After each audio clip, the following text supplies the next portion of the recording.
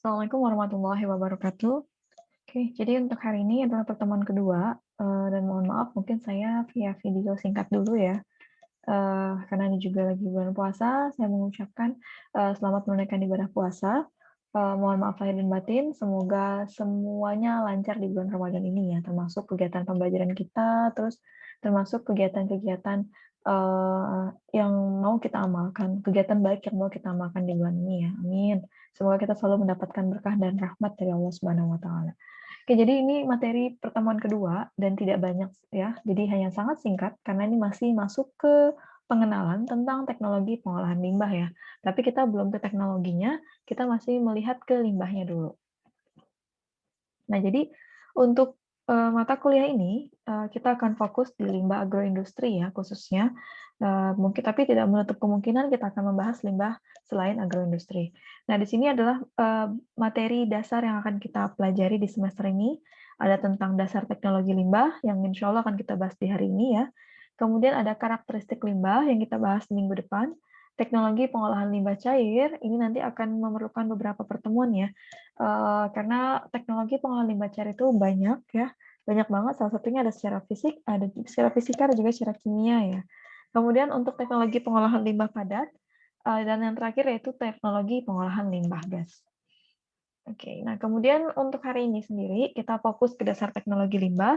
Di sini kita akan melihat, sejarah dan pengembangan teknologi limbah itu sendiri. Kenapa bisa sampai ada teknologi dalam pengolahan limbah gitu ya. Kemudian klasifikasi limbah seperti apa dan bagaimana sumbernya. Jadi, sejarah dan pengembangannya ya.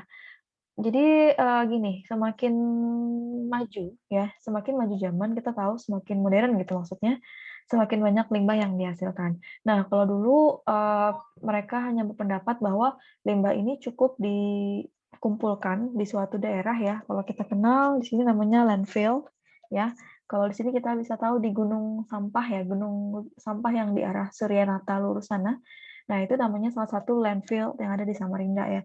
Jadi, orang-orang itu biasanya hanya mengumpulkan sampah gitu, yang dengan berasumsi bahwa dia akan terurai sendiri dan dia kemungkinan ya udah hanya dibuang dan tidak berbahaya buat lingkungan sekitar gitu. Jadi gini, nah jadi tidak ada teknologi dalam pengolahan limbah tersebut dan tapi lama-kelamaan terasa dampak negatifnya buat lingkungan.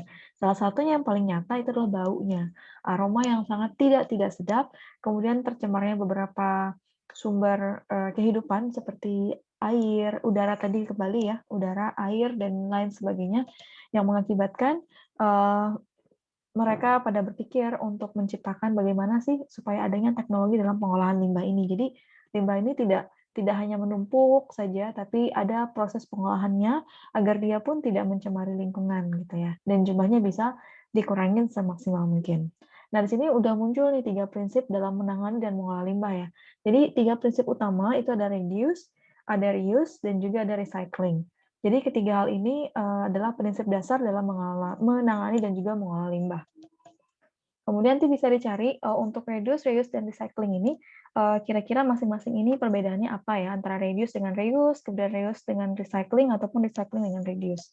Nah, di sini ada klasifikasi limbah sendiri, ada 3 jenis, ya, ada limbah cair, limbah padat, dan juga limbah gas.